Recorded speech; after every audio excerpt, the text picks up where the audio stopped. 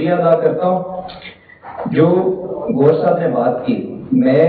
یقیناً آپ میں سے ہوں. اس سے پہلے بلکہ میں نے آپ کو یہ بھی گور صاحب بتاؤں, when I started my professional career تو اورنگزیب صاحب was the country head at ABN AMRO Bank. تو اس وقت بھی یہ اسی طرح کا حسین اتفاق تھا کہ میری پہلی نوکری بھی جب شروع کی تو ABN AMRO سے تھی, اور اس کے بعد جب انڈسٹری میں آیا تو گور صاحب آپ سے بھی بہت کچھ سیکھنے کو ملا, اسی طرح اورنگزیب صاحب سے بھی سیکھنے کو ملا. میں صرف جو گزارش کرنا چاہ رہا ہوں وہ یہ ایک ہے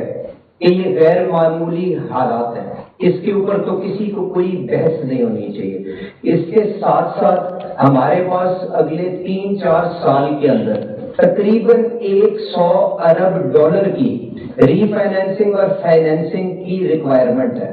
تو ہمیں سب سے پہلے تو اپنی جو ایکسپیکٹیشنز ہیں, اپنی جو امید ہے, اس کو اس چیز کے ساتھ ماڈریٹ اور اینکر کر لینا چاہیے کہ اگر ہم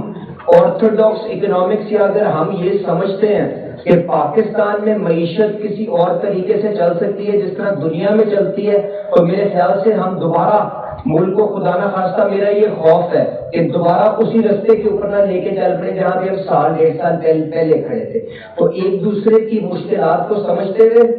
حل نکالنے کی کوشش کریں. میں پرائم منسٹر شہباز شریف صاحب کی طرف سے اور فائنانس منسٹر صاحب کی طرف سے آپ کو یہ اشور کرواتا ہوں کہ آپ کے مشورے کو بھی پازیٹیولی لیا جائے گا, آپ کی کرٹیسزم کو بھی پازیٹیولی لیا جائے گا, اور انشاءاللہ تعالیٰ اس کے اوپر عمل کرنے کی بھی بھرپور کوشش کریں گے. اکثر جو چند گزارشات آپ نے گور صاحب جو ریز کی ان کے اوپر, کیونکہ فائنانس منسٹر صاحب کے ساتھ میں بھی اس بجٹری ایکسرسائز کے اندر after the by election involved تھا, جتنا ٹائم تھا اس کے اندر مشاورت میں یہاں پہ آپ کو لوگ گنوا سکتا ہوں جن کے ساتھ فائنانس منسٹر صاحب کی ہدایت کے اوپر میں نے کی. زوم پہ خرم مختار صاحب کے ساتھ ہم نے اتوار کو بیٹھ کے ایف بی آر کے دفتر کے اندر جو ان کے مشورے تھے وہ لیے, کراچی چیمبر کے لیے, فیصل آباد چیمبر کے لیے, اس کے بعد بے پناہ چیمبرز کے. دیکھیں ایک ایک شخص کے پاس جا کے تو آپ مشورہ نہیں لے سکتے. لاہور چیمبر میں بھی ہمارے بھائی یہاں پہ بیٹھے ہیں, آپ کے ساتھ بھی ملاقات ہوئی اور آپ کے ساتھ تو بے پناہ دفعہ ملاقات ہوئی. ہم نے جتنا ٹائم موجود